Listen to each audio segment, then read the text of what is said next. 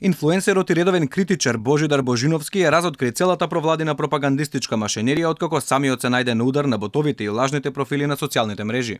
Стојат владини пропагандисти, толку сум сигурен.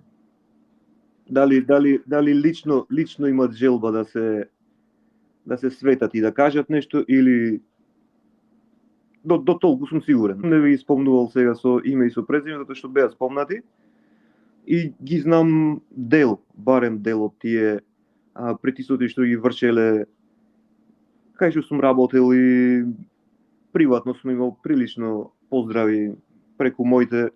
Поздравете го, нека пази што пишува, нека во таа смисла. Битката на социјалните мрежи започна откако според Божиновски, како што ги нарекува провладините новинари Петрица Рачини и Боријан Јовановски ургирале во една телевизија да биде укинат неговиот надворешен проект. Сум сигурен дека имало притисоци, дека имало и расправи таму, дали воопшто сум смел јас да сум на телевизија или не сум смел, затоа што ме сметаат дека ме плаќало ВМРО, што нема врска.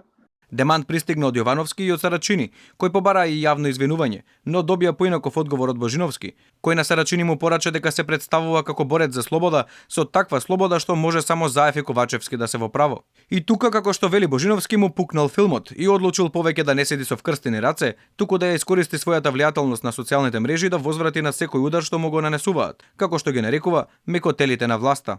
Првиот контранапад Божиновски го спроведе во саботата, кога најави дека во наредниот период ќе ги разоткрие сите владини ботови кои со години наназад преку лажни или кодирани профили на социјалните мрежи ја шират владината пропаганда и вршат синхронизирани напади врз политичките неистомисленици. Прв на неговиот список се најде провладиниот активист Боби Елиевски, а со целосно име и презиме беше објавен и сопственикот на Твитер налогот Сплинтер, за кого Божидар тврди дека е главниот пропагандист на екс-премиерот Зоран Заев и на бугарите. Фотографии и податоци беа објавени за Твитер профилот наречен Цене, а на листата се отвори место и за братот на новинарот Сашо Ордановски, за Владко Василј, Рубин Ивановски и внукот на Радмила Шекеринска Никола Наумовски Никса.